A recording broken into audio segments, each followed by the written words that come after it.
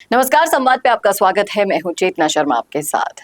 तो राजस्थान की राजनीति में भूचाल ला दिया जब राष्ट्रीय लोकतांत्रिक पार्टी के प्रमुख और नागौर से सांसद हनुमान बेनीवाल युवा आक्रोश महारैली के जरिए सड़कों पर सैलाब ले आए।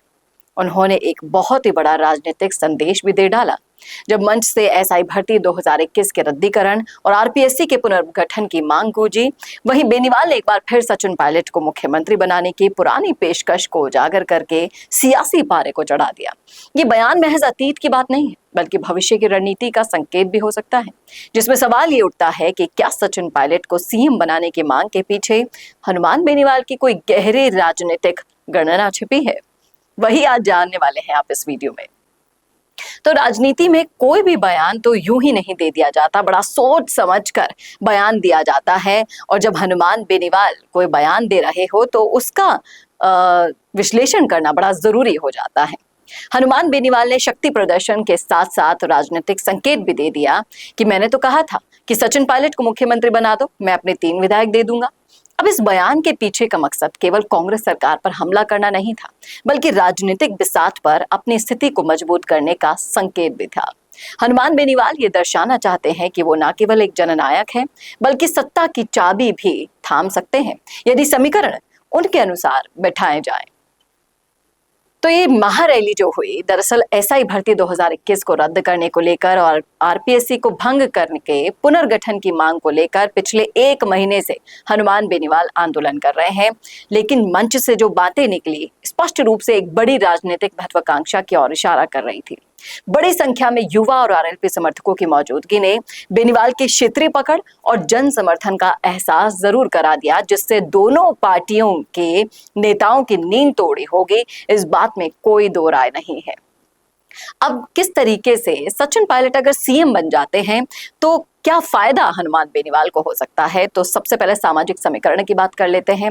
जाट समुदाय से वो आते हैं और पायलट गुर्जर समुदाय से, और रैली में उन्होंने कह दिया कि गुर्जर भी तेजाजी की जय बोलते हैं और जाट भी। एक सामाजिक एकता का उन्होंने संदेश दिया और इस एकता के सहारे वो राजस्थान की जाट गुर्जर राजनीति को नई दिशा देना चाहते हैं। राजनीतिक संतुलन की बात करें तो अगर सचिन पायलट को मुख्यमंत्री बनाया जाता है तो आरएलपी उसमें भूमिका निभाती तो बेनीवाल प्रदेश की राजनीति में किंग मेकर की भूमिका पा सकते थे। इससे उनकी पार्टी को स्थायित्व मिलता और बड़ा राजनीतिक स्पेस भी मिल जाता।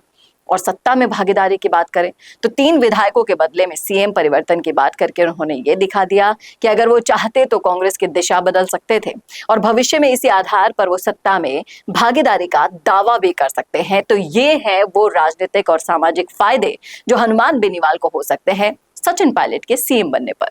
अब हनुमान बेनीवाल की महारैली केवल एक भर्ती परीक्षा और आयोग के पुनर्गठन की मांग तक सीमित नहीं थी। ये एक सुव्यवस्थित राजनीतिक रणनीति का हिस्सा थी, जिसमें उन्होंने न केवल कांग्रेस सरकार पर हमला बोला, बल्कि अपने लिए और अपनी पार्टी के लिए सत्ता के दरवाजे खोलने की संभावनाओं को भी जनता के सामने रखा। अब सवाल ये है कि क्या आने वाले चुनाव में हनुमान बेनीवाल की ये रणनीति रंग लाएगी और क्या सचिन पायलट उनके लिए वो राजनीतिक लाभ बन पाएंगे जिसकी ओर वो इशारा कर रहे हैं? इन सवालों का जवाब तो राजस्थान की आगे आने वाली राजनीति ही दे पाएगी। आप क्या सोच रहे हैं इस पूरे विश्लेषण पर अपनी राय जरूर रखिएगा और ऐसे ही वीडियोस के लिए देखना ना भूलिएगा संवाद भारत का, भारत के लिए।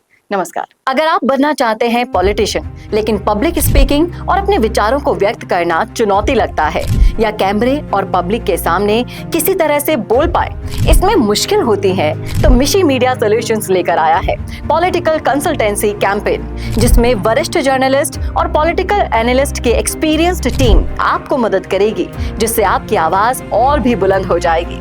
इसमें हम आपके गोल को पूरी तरह से टारगेट करेंगे कि किस तरह से आपको पार्टी पहचाने, आपको उस क्षेत्र के लिए चुने, कैसे सर्वेज में आपका नाम आए, कैसे लोगों के बीच में आपका माहौल बने। ना सिर्फ कंसल्टेंसी हम आपको देंगे बल्कि आपको सारे रास्ते दिखाएंगे और बताएंगे भी, जिससे आप भारत की राजनीति में अच्छे पॉलिटिशियन बनके समाज का सुधार कर सके।